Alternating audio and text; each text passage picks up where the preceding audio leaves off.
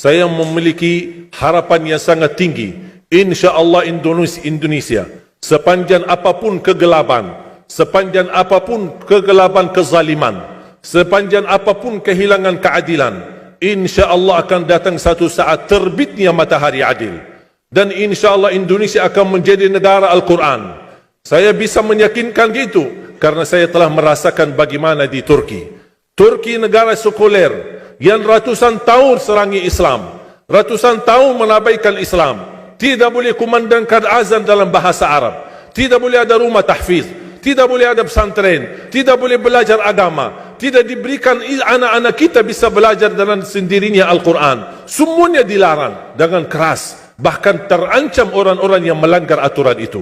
Allah Subhanahu wa taala melahirkan seorang presiden yang bisa membaca Al-Quran. Coba buka di YouTube bacaan Erdogan bagaimana. Itu dilahirkan dari negara sekuler.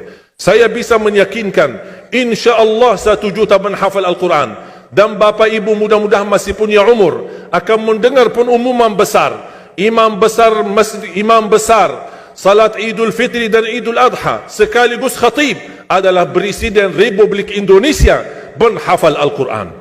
Itu yang saya yakini. Dan saya tidak pernah merasa lelah. Dan saya selalu berkata sama istri, kalau saya mati itu pun karena saya bersama Al-Quran. Wallahi jamaah sekalian, yang bersama Al-Quran tidak akan merugi. Berkah rizkinya, berkah umurnya, terjamin kebahagiaan. Allah Subhanahu wa taala hanya minta satu, berkenan bersama Al-Quran di dunia. Apa yang kita dapat? Apa yang akan dibalas? Akan Al-Quran temani kita di dunia, akan temani kita saat sakratul maut, akan temani kita di kuburan membela kita, akan menemani kita saat kita dibangkit oleh Allah, akan menemani kita saat hisab, akan menemani kita saat berjalan di atas sirat yang sangat tipis dan panjang, bahkan tajam jalanannya. Begitu sampai ke surga, apakah Al-Quran melepas? Tidak akan melepas. Al-Quran masih berkenan, padahal kita hanya cuma sekali berteman sama Al-Quran di dunia. Dia begitu luar biasa panjangnya bertemanan sama kita sampai ke surga. Bahkan akan temani kita masuk surga. Sebagaimana bersabda SAW, yuqalu liqari'il Quran, ahlul Quran di dunia yang kesibukannya baca, kesibukannya hafal, tidak membuangkan waktu sia-sia, selalu bersama Al-Quran. Allah suruh dia, bacalah dalam surgamu, naik derajatmu. Baca, naik lagi, tambah lagi baca, naik lagi. Sampai di posisi mana pun anda berhenti baca, disitulah posisimu di dalam surga. Bagaimana kata Siti Aisyah di riwayat Imam Muslim, jumlah tingkatan-tingkatan dalam surga Allah sesuai jumlah ayat Al-Quran. Oleh karena itu tidak ada yang lebih tinggi di dalam surga Allah daripada Ahlul Quran. Cukuplah bahagia Ahlul Quran ketika di hari kiamat dipanggil, semua manusia dibangkitkan oleh Allah. Malaikat memberikan pengumuman, mana Ahlul Quran? Berdiri, rapat, berdekatan. Mereka maju, mau bawa kami ke mana? Kalian terpilih menjadi orang yang terdekat sama Allah. Karena Ahlul Quran adalah keluarga Allah Subhanahu wa ta'ala. Bukan hanya kita sendiri yang mendapatkan anugerahnya dan manfaatnya.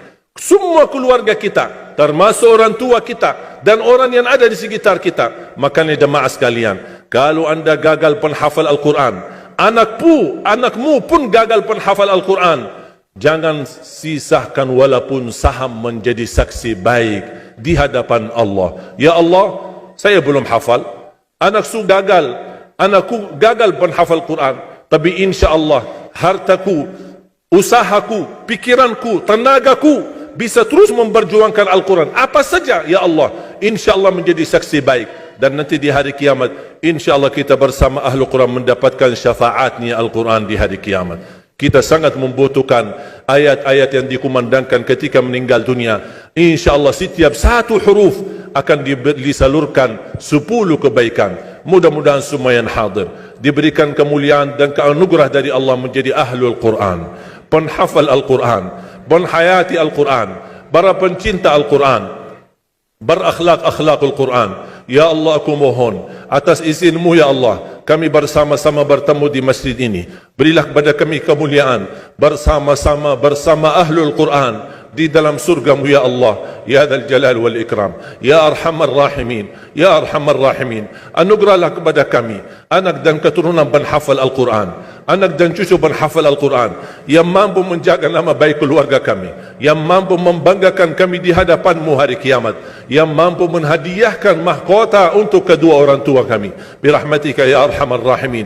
Ya Allah, maafkan kalau kami tidak berhasil menjadi penghafal Al-Quran. Tapi ya Allah, kami kurbankan nyawa kami, harta kami, usia kami, tenaga kami, pemikiran kami, ilmu kami untuk Al-Quran, agar Indonesia ke depan menjadi negara Al-Quran, agar Indonesia menjadi contoh terbaik untuk mata dunia, agar bisa kita melahirkan. Karena saya meyakinkan ya Allah, dan kami semua meyakinkan, terjamin masa depan Indonesia baldatun tayyibatun wa rabbun ghafur kalau selalu bersama Al-Quran. اغفر لنا ولوالدينا ولجميع المسلمين والمسلمات والمؤمنين والمؤمنات الأحياء منهم والأموات. ربنا آتنا في الدنيا حسنة وفي الآخرة حسنة وقنا عذاب النار. وصلى الله على سيدنا ونبينا محمد وعلى آله وصحبه وبارك وسلم والحمد لله رب العالمين. سبحانك اللهم وبحمدك.